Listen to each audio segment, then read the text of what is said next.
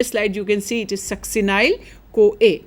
Now you just think that succinyl CoA is being converted to succinate. So naturally CoA will be removed. So thioester bond will be hydrolyzed, which is actually an energy rich bond, right? So succinyl CoA is converted to succinate, and in the process CoA is released.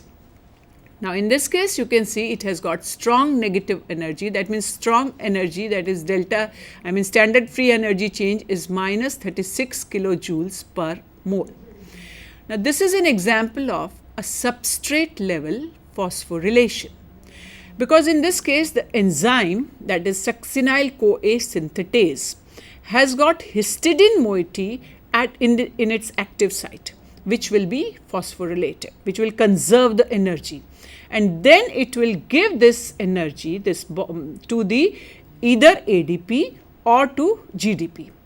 Now in case of animals, GDP is there, and in case of plants and microorganisms it is ADP.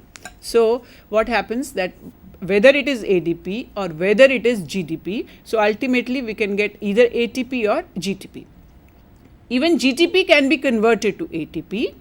This reaction is very simple without any energy change, that GTP plus ADP will give rise to ATP and GDP without any energy change, because GTP and ATP are at the same energy level. So there will be no change in the energy level. So this way we can see that either ATP or GTP is produced in this reaction. So this is the only reaction you can see where the ATP or GTP is directly produced. So this is the example of substrate level phosphorylation. Then the next step is oxidation of succinate. As I have already said, the reactions number 3, 4, 6 and 8, right? I have already told you that 3, 4, 6, 8, these reactions are oxidation steps. So we have seen reaction number 3, reaction number 4, these are oxidation. Now we have come to the other oxidation step, that is reaction number 6, right? So reaction number 6 is oxidation of succinate. Now this reaction requires the enzyme succinate dehydrogenase. Remember, this is the only enzyme which is membrane bound. This enzyme has got two important properties. First thing is that this is the only membrane bound enzyme, and second point is that it has got FAD as its coenzyme, right? So till now in the oxidation steps they were all NAD linked dehydrogenases, but this one is FAD linked dehydrogenase. Now this enzyme is basically inhibited by malonate. So we can see that in this case succinate is converted to fumarate by the formation of double bond. So in this case we can see there is double bond between carbon atom. So this is trans isomer fumarate, and the next reaction is very important, because in that case this trans and cis, both the configurations are very important. We will see that in the next reaction. Now we have seen there is formation of double bond. Now the next reaction is catalyzed by fumarase, and here there is hydration across the double bond, right? Now for hydration it is only possible the trans addition of the elements of water is observed across the double bond. Fumarase cannot act upon malate, which is the cis isomer of fumarate. So it is very important that it has to be the trans isomer and not the cis isomer, because the enzyme shows high degree of stereospecificity. So you can see here that fumarate is converted to malate, and in this case the fumarate is in trans configuration, it is trans isomer, right? So the next step is the last oxidation step, Next is the last oxidation step, and that is what we have got, L-malate, right? Now this malate will be oxidized to oxaloacetate. Again, this enzyme is malate dehydrogenase. The coenzyme involved is NAD linked, so we call it as NAD linked malate dehydrogenase. Now, in this case, this is a sort of a little unusual reaction, that equilibrium lies far to the left side under standard conditions, right? Because the standard free energy change is not negative, but it is positive. So it is 29.7 kilojoules per mole, right? So it is lying toward, equilibrium is lying towards the left. But in this case, if you remember the first reaction, when I said that oxaloacetate will be condensing with acetyl-CoA by the action of enzyme citrate synthase, right? The enzyme is citrate synthase. And in this reaction, it is highly exergenic reaction. So what happens, that that reaction is very powerful and it will move towards the forward direction, right? So in this case, although this reaction is not producing negative energy, it is the value is 29.7 kilojoules, but still we can see that two factors. First point is that oxaloacetate is present in very less concentration, and second point is it is being pushed by the citrate synthase reaction, and that is why the oxaloacetate formation will be favored in this oxidation step, right? So we can see that L-malate is being converted to oxaloacetate, although the concentration of oxaloacetate is quite less. It is around less than 10 raised to minus 6 moles. So because oxaloacetate is present in less amount, so the reaction will proceed in the forward direction. Now this is the entire cycle, as madam has already said that this is the cyclic pathway.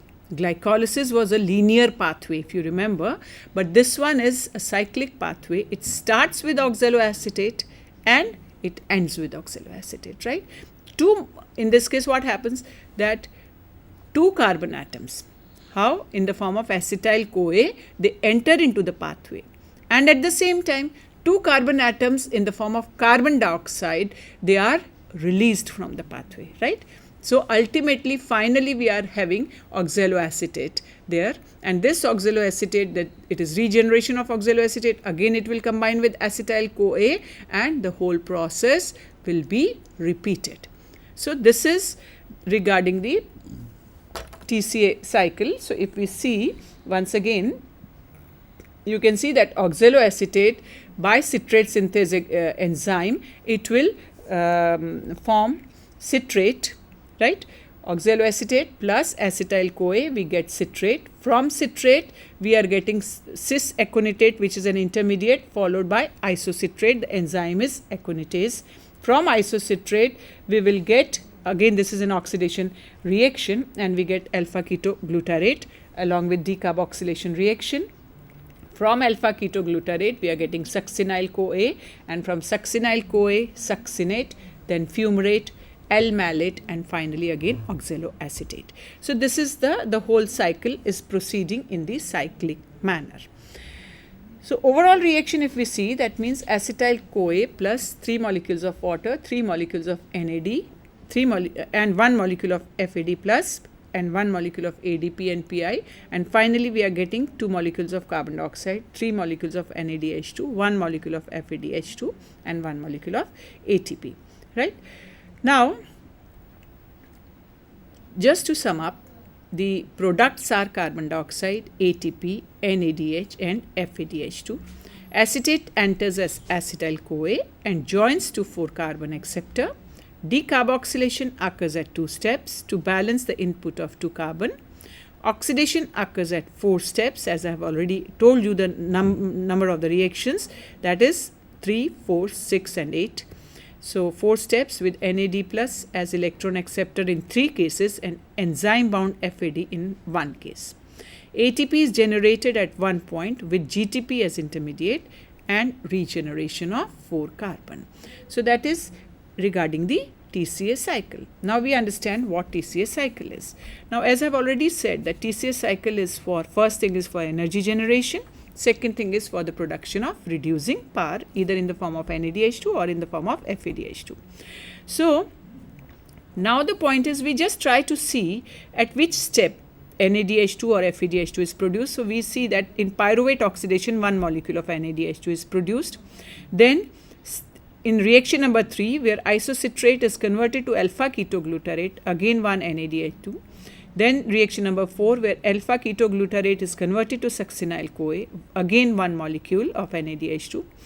And then we have succinyl-CoA, which is converted to succinate. In this case, one molecule of ATP or GTP is produced. And then from succinate to malate, again we are succinate to fumarate, again we are getting one molecule, and then malate to oxaloacetate, here also we are getting one molecule of NADH2. So that is regarding the total reducing power. So if we see, then in case of pyruvate oxidation, NAD we are getting, if we don't consider pyruvate oxidation, just isocitrate, we are getting 3 total NADH2 molecules, 1 ATP molecule and 1 FAD molecule, right? So if we convert them to ATP level, then 1 NADH2 is equal to 3 ATPs, right? So 3 3s are 9, right? 1 FADH2, that means 1 FADH2, when it is oxidized, we will get 2 molecules of ATP, right? So we will get how much? We will get additional 2 molecules, and then we have 1 molecule of ATP. So and if we consider pyruvate oxidation, then again 1 molecule of NADH2. So total 15 molecules are formed. 15 molecules of ATP are formed. Now, so that means 1 acetate molecule will give us 15 molecules. But we know that there are 2 acetate, that means 2 pyruvate molecules. From 2 pyruvate molecules, we are getting 2 acetyl-CoA molecules, right? So that means 1 acetyl-CoA molecule is going to give us 15 ATP molecules. Then 2 acetyl-CoA molecules will give us 15 multiplied by 2, that is 30 ATP molecules, right? So by oxidation of 1 glucose molecule, we are getting how many molecules of ATP by TCA and pyruvate oxidation? That is 30. And in glycolysis, we are getting 8, right? 2 molecules of ATP and 2 molecules of NADH2. If they are converted to ATP by oxidative phosphorylation, then it comes to 8, right? So 30 plus 8, 38 molecules. Okay. Now it is, as I said, that TCA cycle is a very important, as madam has already said, that it is a very important cycle because it is involved in the, it is a central pathway. Many pathways are converging into it, be it protein catabolic pathways or fatty acid catabolic pathways. So all of them, they converge into this TCA cycle because proteins, they are broken down by proteases and amino acids are produced, and these amino acids which are produced, many of these amino acids, they can enter into TCA cycle. They can be converted into various types of products. Catabolism of amino acids provide pyruvate, acetyl-CoA, oxaloacetate, fumarate, alpha ketoglutarate and succinate. They all can enter into TCA cycle at one point or the other. Now similarly, this we have talked about the protein catabolism, and in fat catabolism we know that triacyl glycerols are there. If we consider triacyl glycerol, so by lipases what will happen? Glycerol and fatty acids, it will be hydrolyzed. So we will have glycerol and we will have fatty acids. Now these fatty acids can then be oxidized by the process of, by the cycle, that is beta oxidation. And as a result, acetyl-CoA will be produced, and this acetyl-CoA will enter into the TCA cycle, right? So that is how fatty acids will enter into TCA cycle. Similarly, the odd number of, fatty acids which have got odd number of methylene groups, they will produce propionyl-CoA, which may be converted to succinyl-CoA, which can enter into the citric acid cycle. And the glycerol which is present, it can be converted into glucose via dihydroxyacetone phosphate and glyceraldehyde 3-phosphate by a process of gluconeogenesis. So this is regarding the fat catabolism, how the fatty acids, they are oxidized by beta oxidation, and then acetyl-CoA enters into the Krebs cycle. I'm sorry, the slide is not very clear. Okay, now the point is, the next basic thing which I want to show you is that so many pathways, as we have said, it is a central pathway. So many pathways are converging into it, like amino acids, hydroxyproline, serine, cysteine, threonine, glycine, all of them, they can be degraded to pyruvate, and pyruvate can be converted to acetyl-CoA or oxaloacetate. It can enter into T.C.A cycle. Similarly, we have, you can see tyrosine or phenylalanine, they can enter into fumarate, and then isoleucine, methionine, valine, they can be converted to succinyl-CoA. Then we have histidine, proline, glutamine, they can be converted to glutamate, and by transaminase it can enter into alpha-ketoglutarate. So it is just a brief idea that from so many places, whether it is protein catabolism, whether it is fatty acid catabolism, but ultimately they all enter into final oxidation is through T.C.A cycle. Now, as you have been told that this pathway is actually an amphibolic pathway, right? So amphibolic pathway means it has got both the roles, catabolic as well as anabolic roles. So anabolic, we have discussed about the catabolic role, right? That how the glucose is converted to pyruvate, acetyl-CoA, and then it enters into citrate, or how fatty acids, they form acetyl-CoA, and then they enter proteins, they are degraded, and ultimately they enter into T.C.A. So that is the catabolic role. But anabolic role means they are the various intermediates of T.C.A cycle, they are being used for the biosynthetic processes. For example, citrate, it can be can be exported from the mitochondria and broken down to produce oxaloacetate and acetyl-CoA, and this acetyl-CoA can be used to synthesize